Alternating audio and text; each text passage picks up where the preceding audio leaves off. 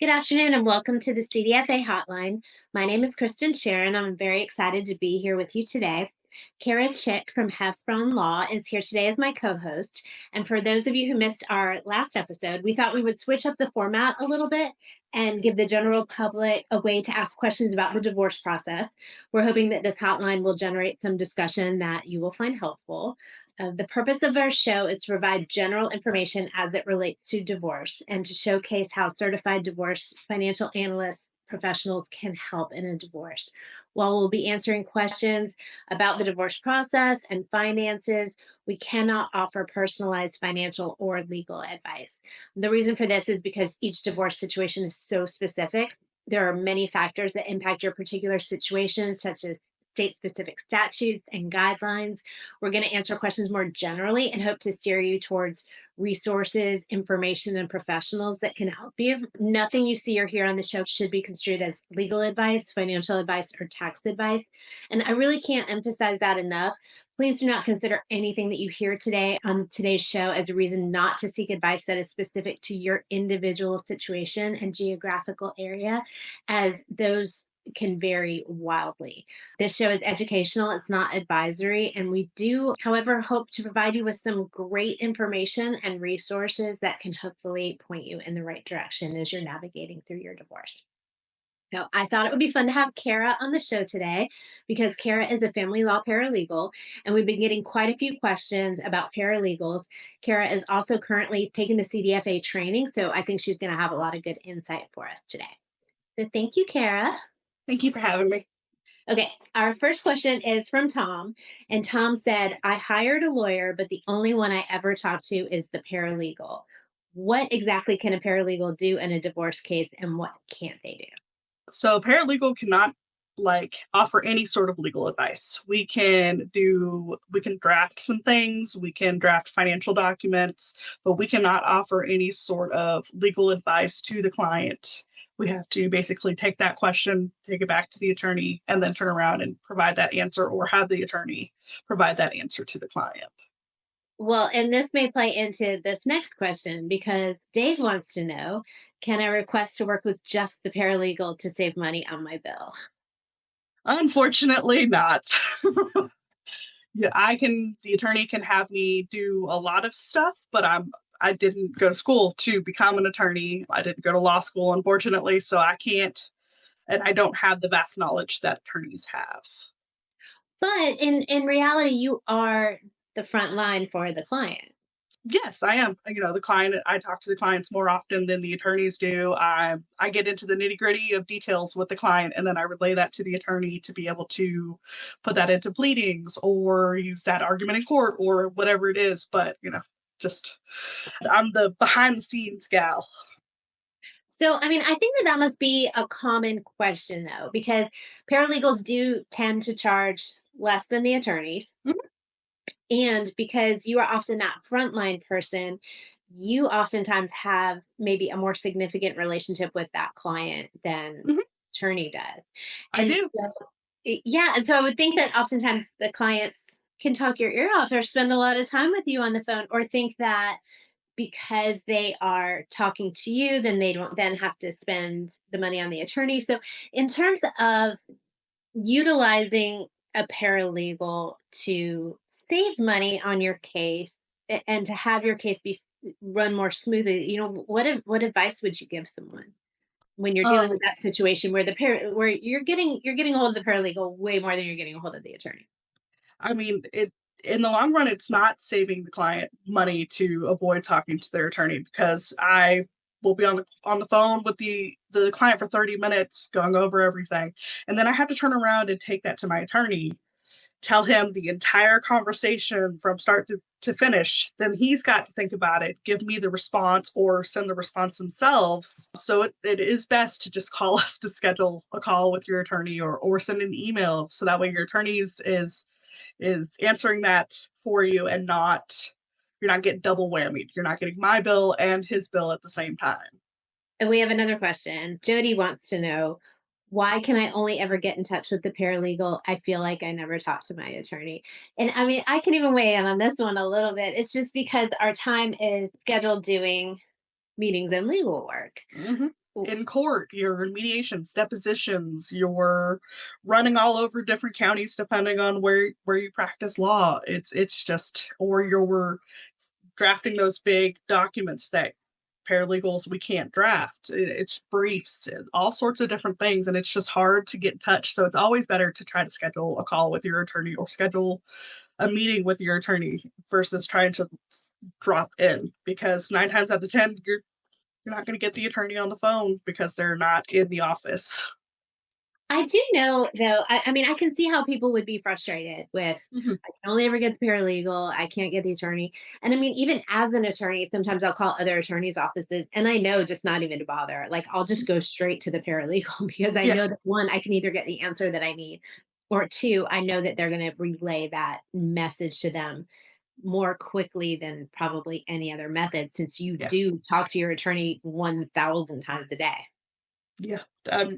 If it's not Teams and text and phone calls, I'm talking to my attorney all the time, and yeah, 9 times out of 10, the opposing counsel will come directly to me versus even bothering to waste a time to schedule a call, because I'll have the answer almost immediately, or be able to get the answer and relay it over to them. Yeah. So, I mean, I think, from that standpoint, if you do learn to utilize the paralegal in a way that is the most effective uh, to relaying communication and to getting answers, that I think can be sometimes a more effective use of your time than going directly to the attorney. Mhm. Yeah, I mean, if you're trying to get an answer to something ASAP that the paralegal more than likely knows or can get an answer for you, then definitely use the paralegal. But if your husband has done something and you need immediate answers, I am not that person. Yeah, I just know my assistant can oftentimes get things, prioritize things for me, Mhm. Yeah, and put things higher up on my list than maybe they otherwise would be, because she sometimes has information that I don't have about a particular case.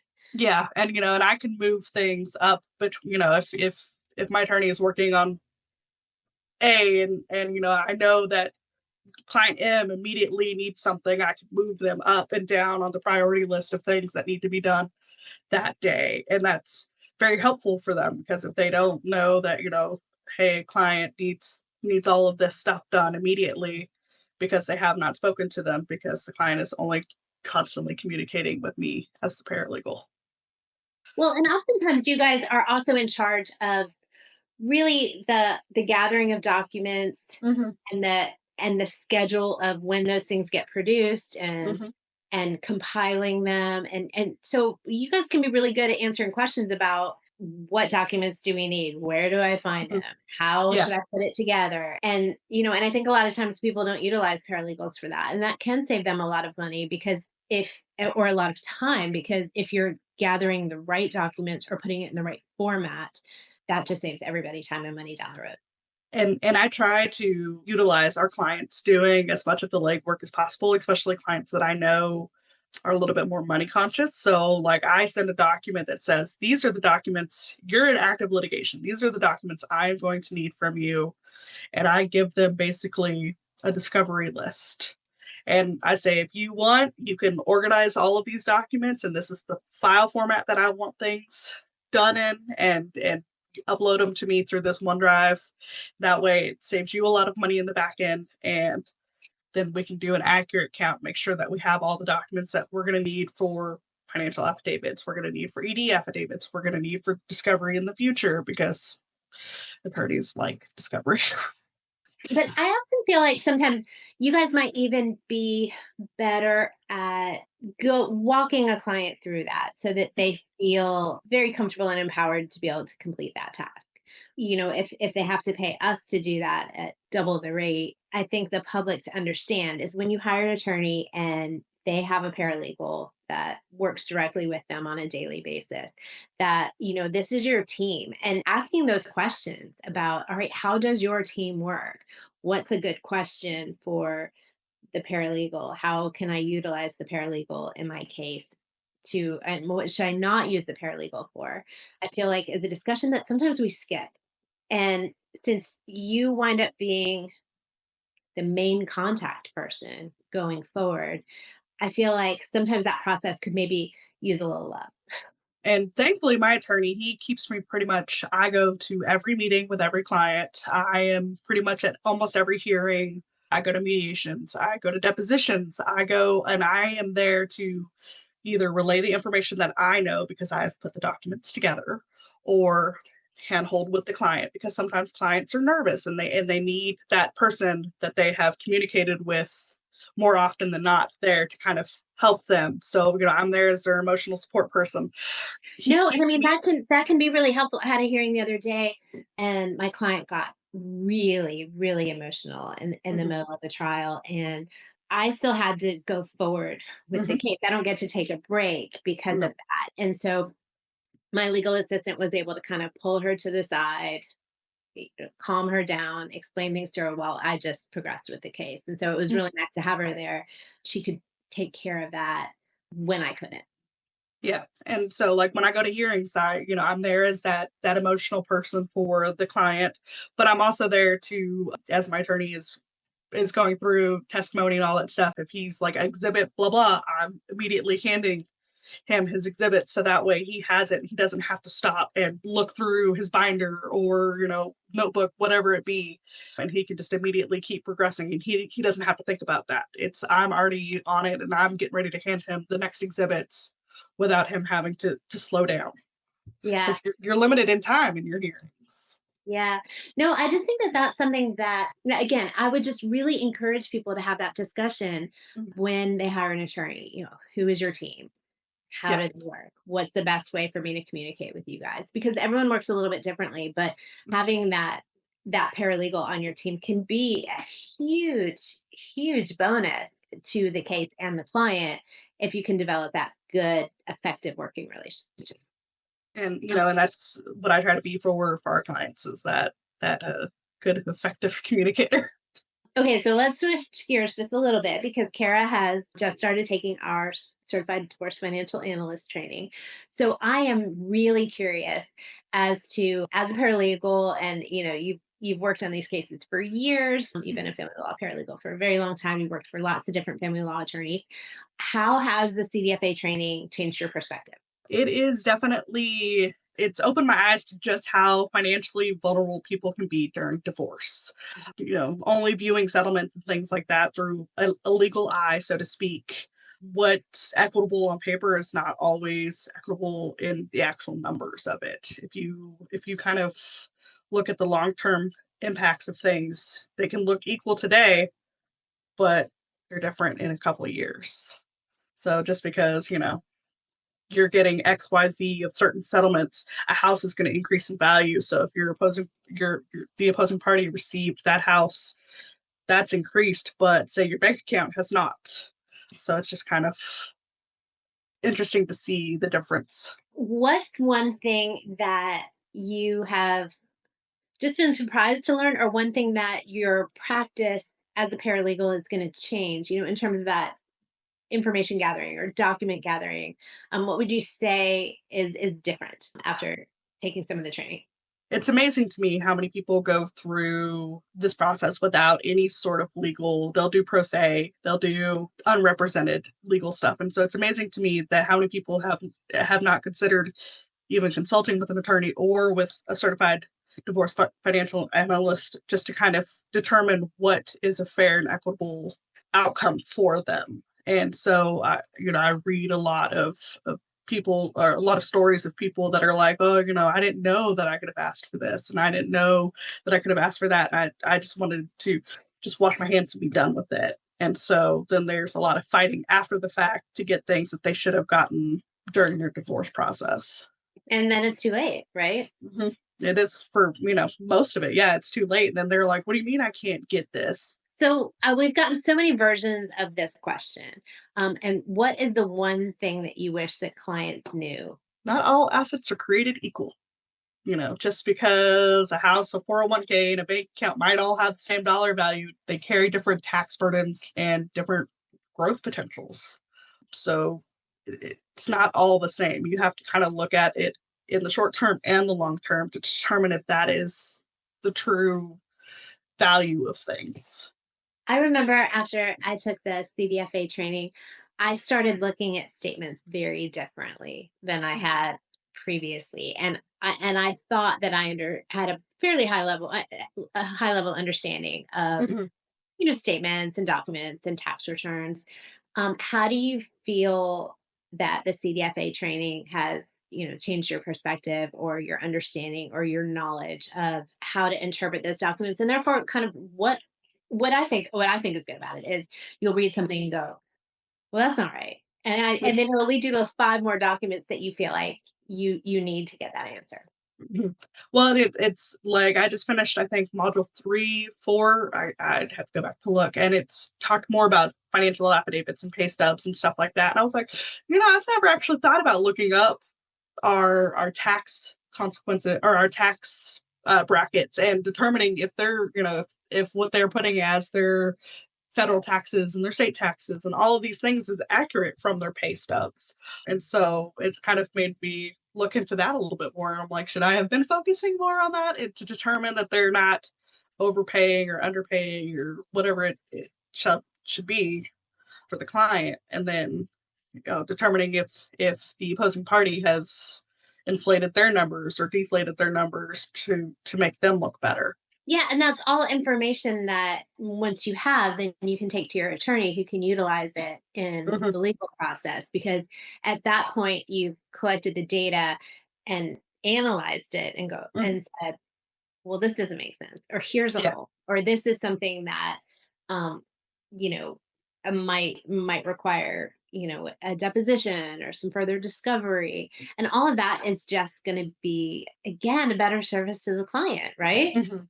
Because I know the things to look out for on a pay stub, retirements, things like that. But if somebody is making $20,000 a month, who am I to gauge that all the other stuff, all the other deductions is correct on their pay stubs and things like that. So it's just nice to have had that pointed out and clarified more in the lessons, so that way it's things that I can start adding to my services moving forward.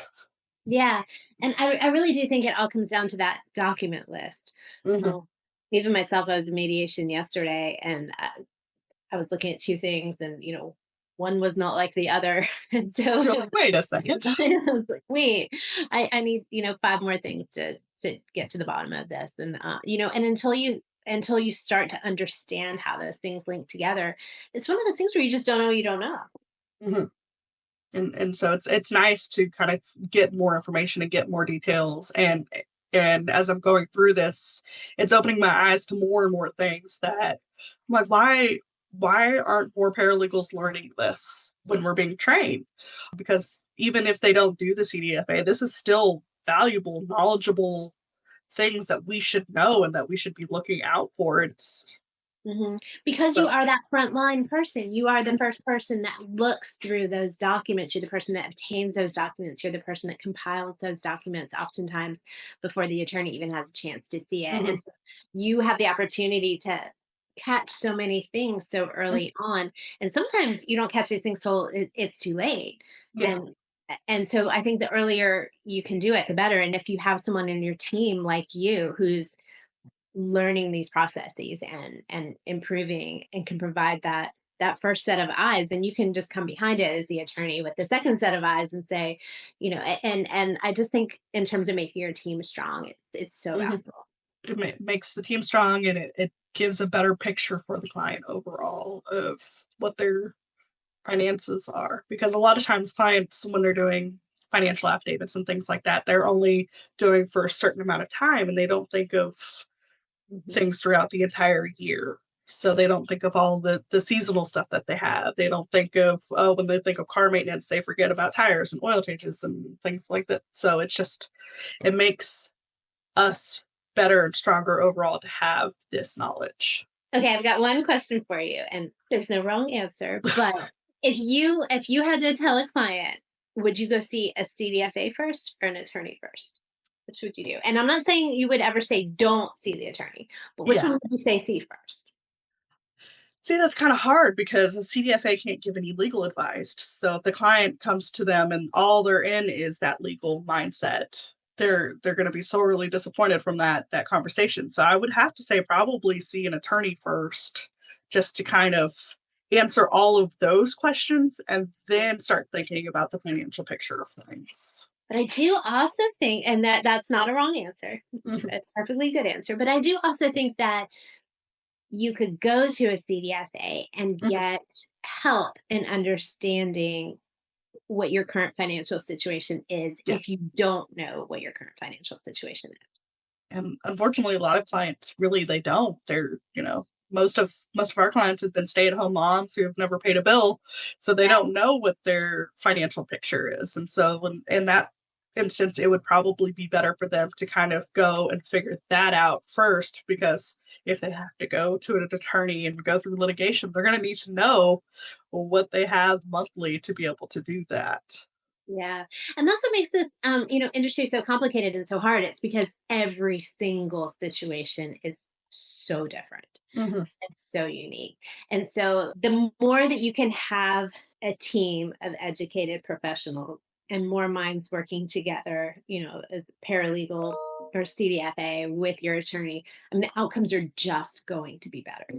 Yeah. And it's a good thing to have, to be able to have that joint effort for things. Yeah. All right. Well, thank you, Kara, for being with us today. I really appreciate your time. If you are looking to have additional questions for Kara or want to reach out to Kara, you can find her at www.heflaw, PLLC. That's HEFFLAW, PLLC.com. You can also find a great deal of information on the IDFA website. That is institutedfa.com. And you can find a certified divorce financial analyst in your area on that website. So, Kara, we wish you the best of luck in your CDFA Thank you. training. You keep us posted. And we're going to have a link below for anyone who wants to submit questions for our next episode. Thanks so much.